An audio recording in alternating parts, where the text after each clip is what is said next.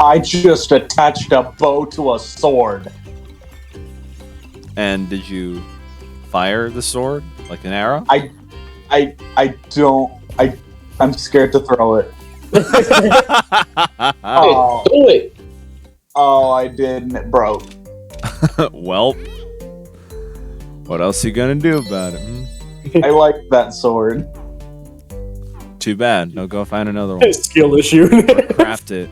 One of the funniest memes that I have seen in Tears of the Kingdom is like, I take a stick, a rubber band, and this lamppost I found, turn into an AK-47. I know how to fan.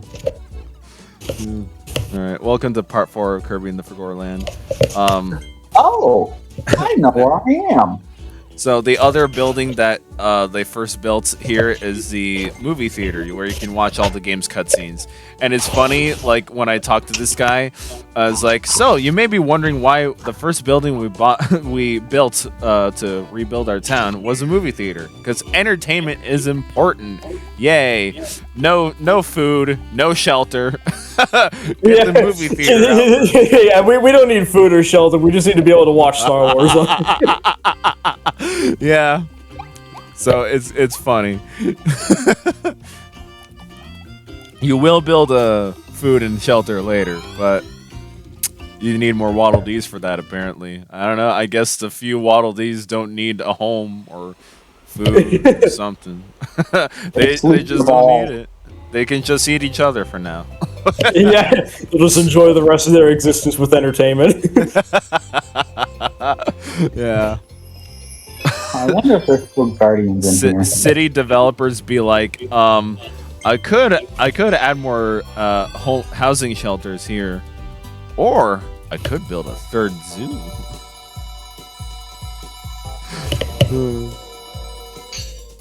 It's actually to get topical about that right now. So in downtown Portland, thanks for doxing us, Ethan. In downtown Portland, there was this little area of food carts that were there, and they were nice and dandy. They had all sorts of food cart things there that you could find. Yeah, one of the food carts exploded at one point, and that affected all the other food carts, and basically people took advantage of that explosion, and they have gotten rid of the food carts there and are now going to build a luxury hotel there. That's some bullshit. Yeah, so shit, even negating the fact that, you know, they took advantage of a rather poor and dour situation, they they could have built housing shelters, you know, shelters for the homeless even. They could have just made homes. What do? Nah, luxury everyone needs their Marriott hotels in downtown Portland. Even though I think there are already 2 down there, maybe. I don't freaking know. But yeah. There's like 2 already. Yeah. In that area. Let's. We could build more housing there, or a third luxury hotel. Ooh. Yeah. Because to hell with dealing with the rampant homelessness in that area. Yeah. we could build something useful, but a theme park though. That. Oh yeah, man, freaking. Oh my god, no, Josh, freaking. You know why Eggman's a villain, right? Because he's building an amusement park, not homeless shelters.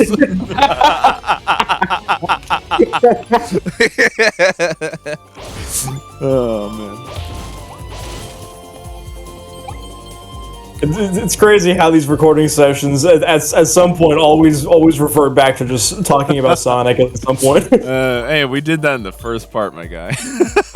Yeah, I know. I was gonna mention it, but I didn't get the chance to. Oh, okay. But yeah, Sonic will always be with us, no matter how much we try to ignore him. Sonic is always watching. Shadow, I'm in your walls.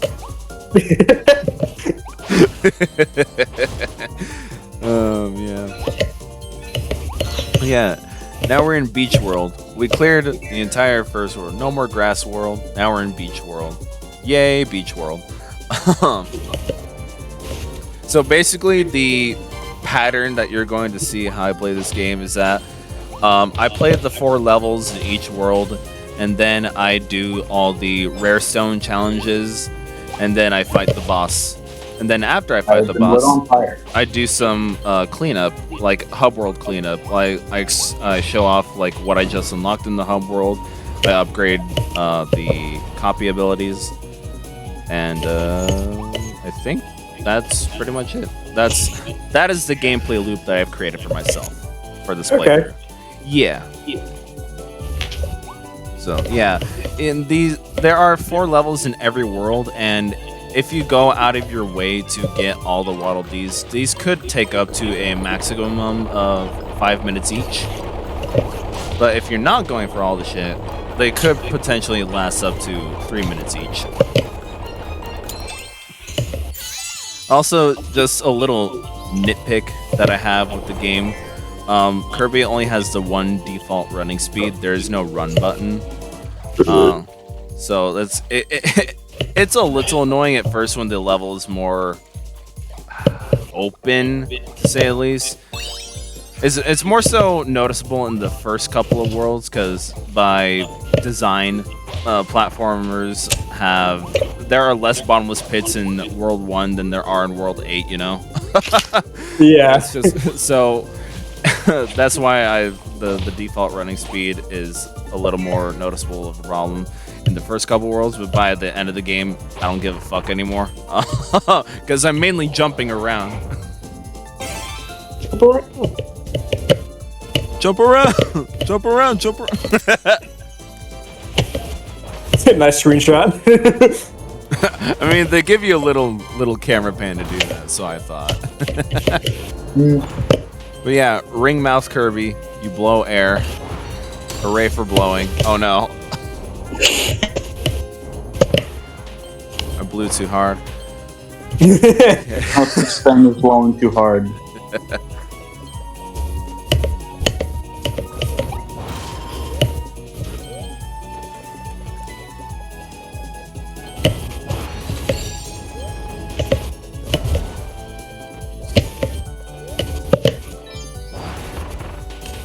Oh, yeah, I found out that, I guess, in Tears of the Kingdom, Link and Zelda live in the same house. They live in a house together? Yeah, the Link's house, the one you build. Oh yeah. Do they But have... there's still only one bed. Oh, there's only one bed. Mm-hmm. It's not stated that they're fucking, but they fuck. However. See any stains on them sheets? Well, he could be sleeping on the floor. Oh, on the floor. Is there a couch in the house? Nope. No, I don't think so. Oh. There's a table. Or, hey, since you're Link and you're always adventuring, not doing the plot, you're just out. You're out to get the milk, and Zelda's just home. And you never came home. That's how she got kidnapped. No. Yes, that is canon. Don't at me. Otherwise, The Zelda Like he's going all the way to the Ritos to get the milk. The Zelda timeline is bullshit anyways.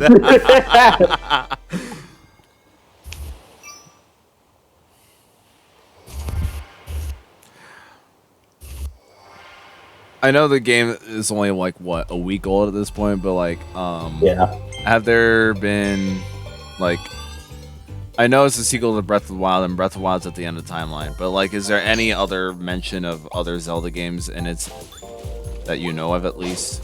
I'm not that far. Okay. How about you, Josh? I haven't really noticed a lot yet. I'm not 100%. I'm not 100% sure. Cool. So it's good to know that the Zelda timeline's bullshit. Yeah. Yeah. Something kind of interesting I did see. I mean, it probably doesn't mean anything for like timeline or whatever, but something interesting I saw in a video is that it was like a bunch of little subtle differences between Breath of the Wild and Tears of the Kingdom, because a lot of the stuff is still pretty much the same between the two games. Okay. But like in Breath of the Wild, when you're like cooking stuff, he just like Link just kind of hums like a generic like tune or whatever, stuff like that. But in Tears of the Kingdom, he hums classic Zelda music. Oh, really? Yeah. Huh. Fascinating. So I thought that was kind of neat. Fascinating. Yeah. He discovered his own games. Yeah. Yeah, he finally had the parts where to play on the game. Okay, that's Oh yeah, and Pearl's no longer a lolly. who? Tiny scientist girl. Oh yeah. Yeah, in Breath of the Wild, there's like a little like scientist girl who's like Pura, which I think she like reversed her age or something like that, but she looked like a little kid, and now she doesn't. And now she kind of grew up a bit in Tears of the Kingdom. Typical anime plot. I mean, In Hyrule Warriors: of Calamity, she was an adult. Well, yeah, because Age of Calamity is a prequel game that doesn't make any sense because it's also not a prequel game. oh yeah, it had that weird time travel thing in it, didn't it? Yeah. What the fuck was that? Okay. Huh. But okay, that's the thing though. But yeah. I'm just glad that Tears of the Kingdom solidifies that the rest of the Zelda timeline's bullcrap. Because I've said this like for a while at least, that the Zelda timeline doesn't matter. Like it like I think they at least tried to said it matters to me. I'm sorry, it don't matter. It don't matter. I don't care if it matters to you. It don't matter, period. It's like, what exactly makes... Like, okay, I can understand that Skyward Sword would be the beginning of the timeline, but that's also technically a Ocarina of Time prequel. That's how at least it was marketed. Yeah. Why the fuck is Minish Cap in between Skyward Sword and Ocarina of Time? Answer? None. There's nothing. Because it takes place in between them. What? There's nothing to signify that. And then there's also the weird crap about like how the timeline splits into 3 fucking different timelines, and then it all converges back into one in Breath of the Wild. Like that's no. No. Like why? That's not how it works. Why is the thing? I could probably buy that. Hey, Child Link and Adult Link are 2 separate entities now because time travel shenanigans. So you can base off of that. That's essentially what the difference between Twilight Princess and Wind Waker is. But to have it split off into a 3rd timeline to make A Link to the Past canon. Okay. Murder! Yay! Hooray for genocide! My favorite part about World War... What was I about to say? I didn't say anything. Shut up.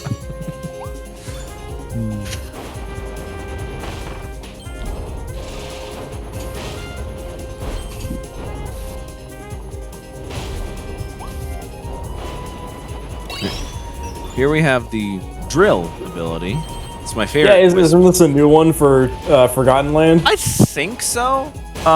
You became a Pokemon. I haven't. Again, I have not played every single Kirby game, but so this could have been a thing from something else. But yeah, I don't remember it from another Kirby game, so I don't think so. nice.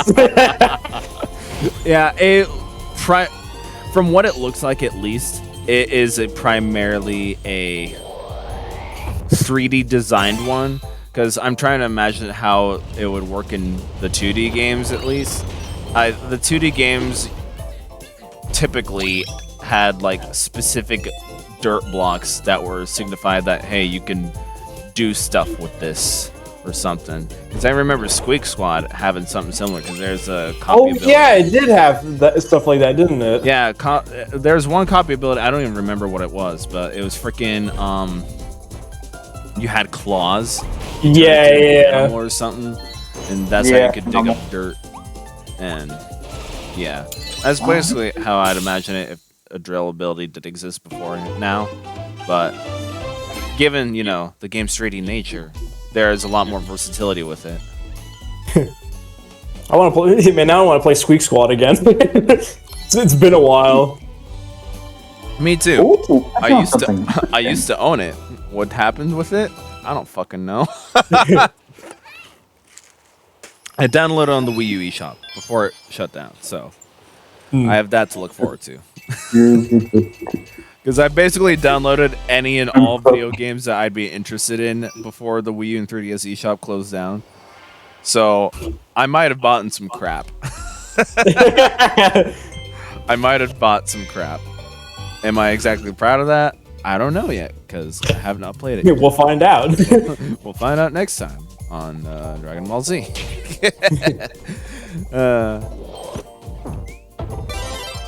So someone just randomly remembers, I saw a while ago, there was like a poll, I guess, that somebody did to like, they had this like whole thing where people would get to vote like what their favorite Kirby copy ability was, because there are so many copy abilities in Kirby. Oh yeah. For sure. And it got down really close. I think it actually ended in a tie between like two who got like first place. Oh, wow. And I think it was between Yo-Yo and the mirror ability. Okay. I think it was between those two that were like people's favorites. Did they specify which games that they came from? I think they did. Hold on, I didn't see the specific thing. I just knew like that it happened, and I knew like what the winners were. I think. Okay, because I know for a fact, but none of those are in this game. Yeah, I know they're not. Okay.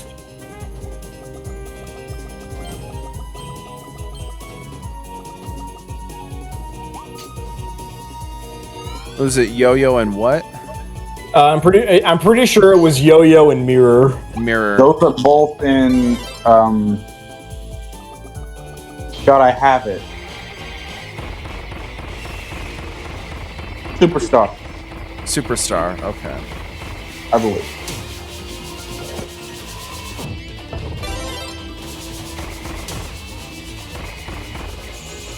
Okay, yeah, because both of those, at least thematically, don't fit in with the rest of the copy abilities in this game.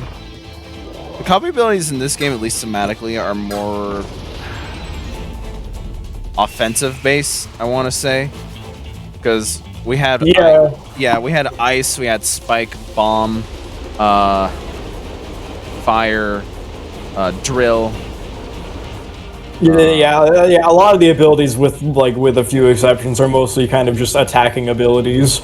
Yeah, they're more offensive ones, and I'm pretty sure like Yo-Yo and Mirror have their own offensive capabilities. It's just like thematically, you wouldn't think to use a Yo-Yo as a weapon unless you're a Lucas main or Yeah, I was gonna say, unless you're Ness or something. Yeah, Ness. I think it was Ness.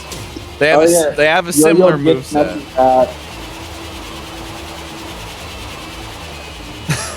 They have a similar moveset, and it's almost hard to tell. Like Ness has a yo-yo, and Lucas has the snake grab. Yeah. Yeah.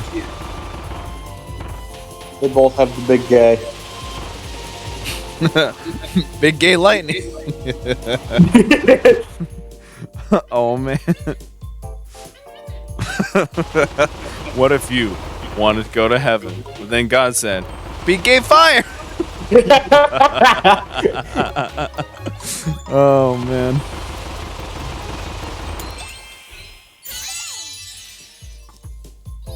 Nest mains. Kind of took me off with PK Fire, not gonna lie, but it's whatever. It's what they use. I'm sure I pissed off people with my my constant Mega Buster.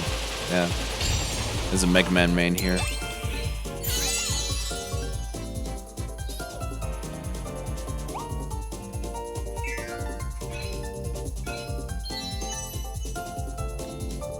Yay, I avoided the spikes in the secret room. Yeah, the side quest stuff like that required to do something specific, or you only have the one chance to do. Yeah. It's not my goal to go after them, but if I just happen to go after them, it happens, you know? Oh boy, gliding Kirby. Quick, get the spears out. There are no enemies. You know, this is something I really appreciate Kirby and the Forgotten Land for doing, is that you can switch between normal controls and inverted controls on the fly. There's a specific button to do that during gameplay. You don't have to go into a separate menu to do that shit. So, it's something I really wish more games would do.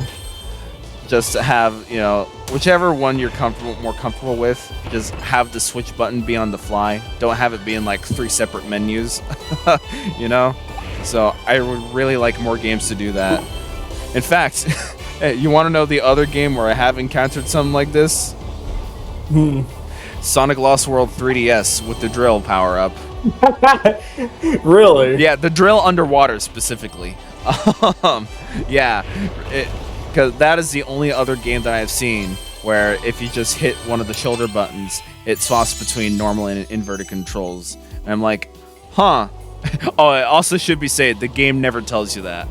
Yeah, I was gonna say, I don't think the game tells you that you can do that. No, the game never tells you that you can do that.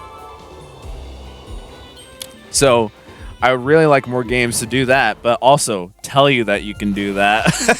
Yeah, preferably. Yeah, preferably. It is.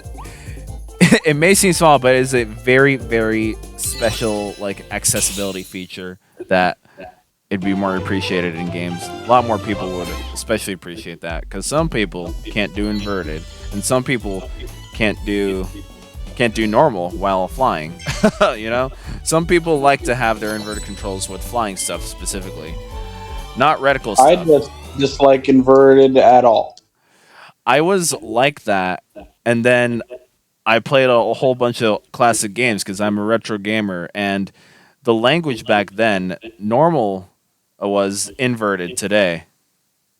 So, which means if you wanted, if you switched to inverted controls in those games, it would be what is considered normal now. So, and some games don't even have that option. People from the past are stupid. Oh yeah, fuck all those guys from 1776. Yeah. Freaking no, some games don't even have that option back in the ye olden days, like the plane levels in Ye Crash olden Bandicoot days 3. of 1926. No, it's 1998.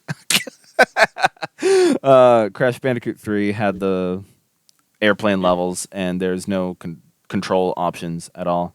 You just had to do what the game wanted you to do. You just had to deal with it. Yeah, you just had to deal with it. But again, back at the time, nobody else knew that there would be a difference, you know, because they didn't have that option. They probably figured back then, hey, this is how you control play in real life. Let's have you do that in the game. And back then, it felt normal. That's why inverted back then, it was called normal. Yeah. Yeah. Not anymore today, thankfully.